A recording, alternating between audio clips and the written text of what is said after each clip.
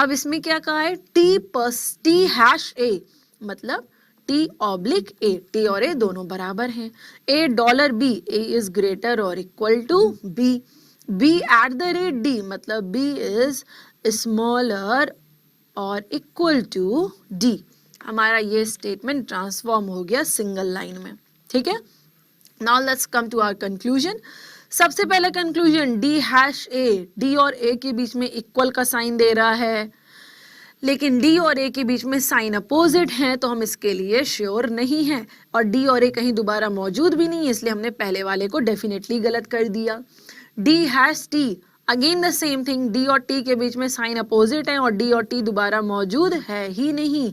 But अब आप एक बात बताओ, ए और टी दोनों बराबर हैं, बट उससे भी कोई फर्क नहीं पड़ता। फर्क कब पड़ता, जैसे इस हैश का मतलब यहाँ पे क्या हो रहा है, इक्वल, ठीक है। ये हैश के बजाय अगर यहाँ पे आपको मैं ये कुछ दे देती कि d इज ग्रेटर और इक्वल टू a, और दूसरा मैं आपको दे देती कि d is smaller than t, अब आपका आंसर क्या होता इन दोनों के बीच में? स्टेटमेंट आपका सेम यही है जो कि यहाँ पे दिया गया है, कंक्लूजन आपके ये दो हैं।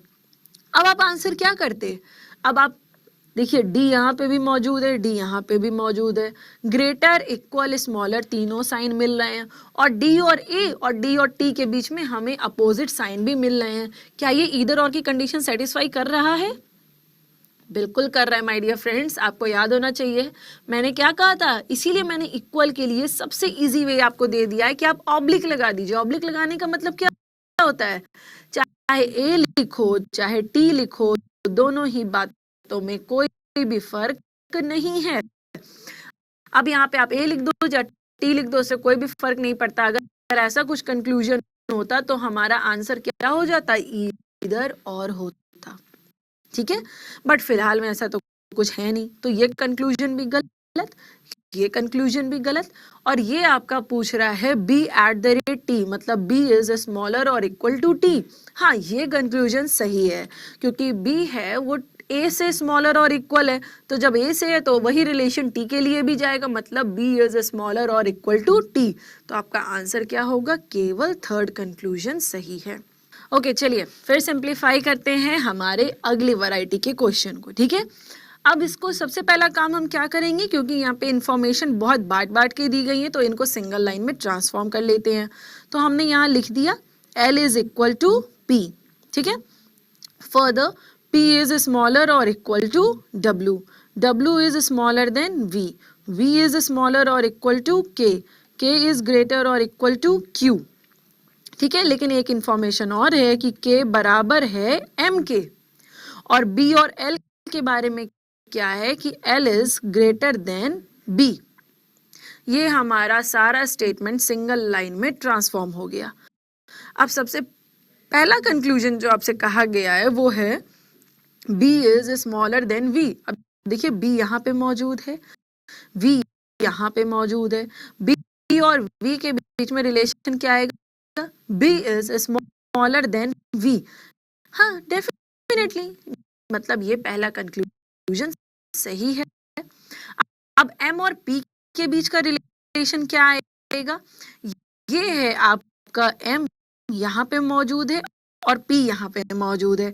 M और P का रिलेशन क्या होगा, M is greater to P, मतलब ये कंक्लूजन भी सही है, इसलिए हमारा आंसर इस क्वेश्चन के लिए हो जाएगा फर्स्ट और सेकंड दोनों सत्य हैं। क्लियर? लेकिन माय डियर फ्रेंड्स, अगर इसी W और V के बीच में ये एक इक्वल का साइन भी होता, तब आप M और P के बीच का रिलेशन क्या बोलते, तब हम कहते कि P इज स्मॉलर और इक्वल टू M। हम केवल स्मॉलर या केवल इक्वल के लिए कॉन्फिडेंट नहीं हो सकते थे। क्लियर है? चलिए देखते हैं हमारा अगला क्वेश्चन, ये उसी पे बेस्ड है। चलिए फिर भी मैं एक बार दोबारा लिख लेती हूँ।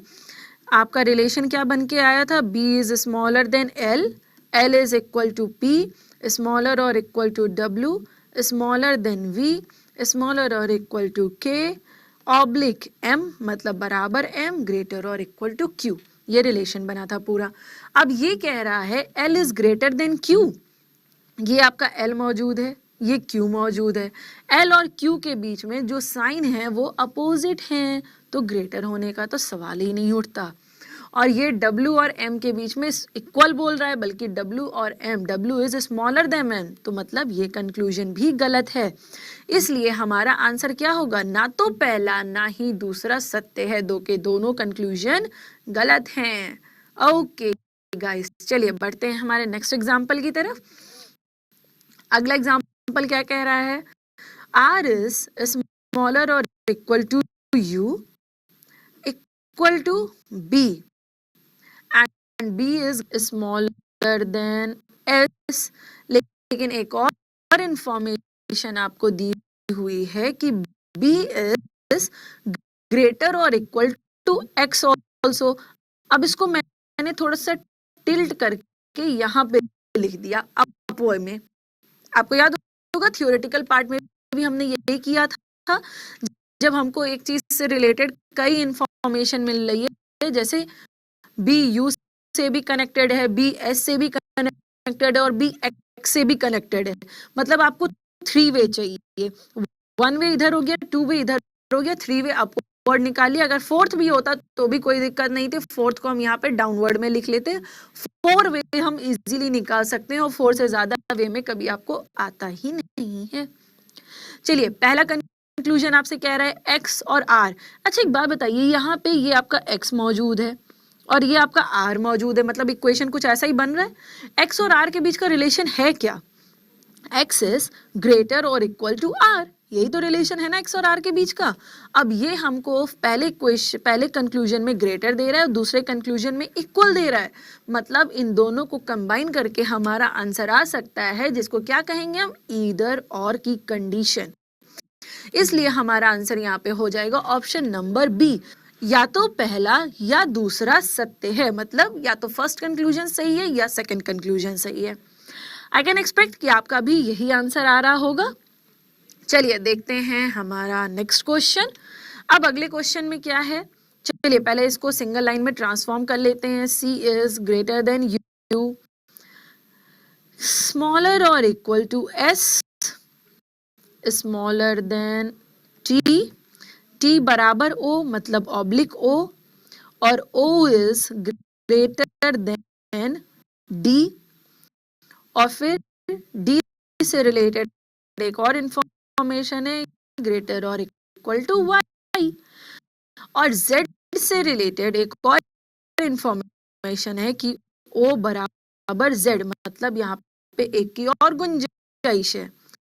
और इससे रिलेटेड एक और चीज है, O इज स्मॉलर और इक्वल टू P, जिसको हमने सेकेंड वे में लिख दिया, थर्ड वे में लिख दिया, क्योंकि फर्स्ट और सेकेंड वे तो ऑलरेडी ऑक्यूपाइड है, तो हमने थर्ड वे मतलब अपवर्ड लिख दिया, फोर्थ वे मतलब डाउनवर्ड हो जाता है। ठीक है, चलिए अब पहला कंक्लूजन क्या कह रहा है, U is greater than D। ये U है आपका और ये D है, U और D के बीच में साइन अपोजिट है, तो ग्रेटर आने का तो गुंजाइश ही नहीं है। और ये है आपका S और ये मौजूद है आपका P अपवे में। S और P के बीच का रिलेशन क्या है, S is smaller then P, हाँ मौजूद भी इस कंक्लूजन में यही है। इसलिए इस कंक्लूजन का, इस क्वेश्चन का आंसर क्या आएगा, केवल सेकंड कंक्लूजन सही है, मतलब ऑप्शन नंबर ई। यहाँ पे केवल सेकंड कंक्लूजन आपका सही हो रहा है। क्लियर है, मेरे ख्याल से आप लोग का भी यही आंसर आ रहा होगा। चलिए देखते हैं इसी से रिलेटेड हमारा एक और क्वेश्चन जो इसी से रिलेटेड है हमको। चलिए अब हमने स्टेटमेंट को मैं एक बार फिर से लिख देती हूँ ताकि कोई कंफ्यूजन ना हो समझने में। C is greater than U smaller और equal to S smaller than T बराबर O बराबर Z greater than D greater और इक्वल टू Y, और O का रिलेशन है O इज स्मॉलर और इक्वल टू P। ठीक है, ओके। अब फर्स्ट कंक्लूजन क्या कह रहा है, Z is greater then Y, ये है आपका Z और ये है आपका Y। Z is greater then Y, हाँ डेफिनेटली ये कंक्लूजन सही है।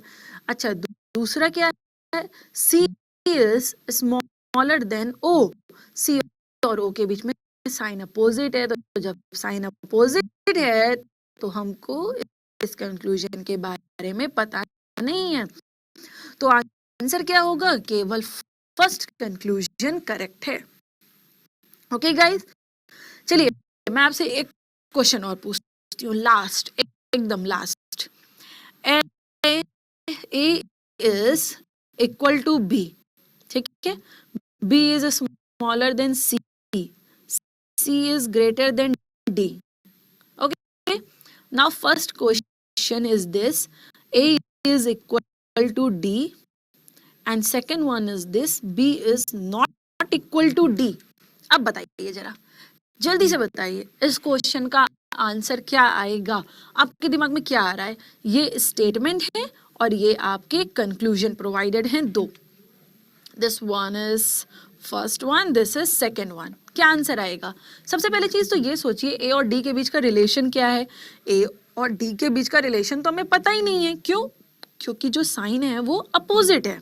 चलिए फाइन, पहला कह रहा है ए बराबर डी, अच्छा, दूसरा कह रहा है B is not equal to D. B not equal to D का मतलब क्या हुआ? या तो बी ग्रेटर होगा या तो स्मॉलर होगा। तो स्मॉलर, ग्रेटर, इक्वल, तीनों साइन तो मिल गए। तो जब तीनों साइन मिल जाएंगे तो हम क्या लगा देंगे यहाँ पे? ईदर और। ठीक है, ये क्या बन गया आपका? ईदर और बन गया। लेकिन अब आप ये सोच रहे होंगे कि यहाँ पे ए है और यहाँ पे बी है। सोच रहे हैं? नहीं सोच रहे? Then it is very good अगर आप ऐसा कुछ नहीं सोच रहे हैं। क्यों? क्योंकि चाहे ए लिखिए चाहे बी लिखिए, दोनों ही बातों में कोई भी फर्क नहीं है, इसलिए हमने यहाँ पे क्या लगा दिया? ऑब्लिक लगा दिया। क्लियर है? चलिए, that was all for inequality. Okay friends, I hope आपने बहुत एंजॉय किया होगा इस पर्टिकुलर चैप्टर को। अब हमने इसमें हर चीज को डेप्थ में, डील में स्टडी कर लिया है, अच्छी तरीके से डील कर लिया है हर एक सर्कमस्टेंसेस, हर एक सिचुएशन से, और अब तो हमने एग्जांपल्स भी सिंप्लीफाई कर लिए। आई होप आपने मेरे वो सजेशन माने होंगे जो मैंने आपको कहा था कि क्वेश्चन को पॉज कर दीजिएगा और आप खुद सिंप्लीफाई करिएगा, फिर प्ले करिएगा, ताकि आप अपना आंसर क्रॉस चेक कर सकें कि आपने सही किया है या गलत किया है, और गलतियों से ही ज्यादा सबक मिलता है। तो आई गेस अब आपको ये चैप्टर क्लियर हो गया होगा एंड आई होप कि आपने एंजॉय भी किया होगा असमानता यानी इनइक्वालिटी को पढ़ने में, और अब आप कॉन्फिडेंटली कह सकते हैं कि 5 मार्क्स आपके कहीं नहीं गए हैं। Thank you for watching this video.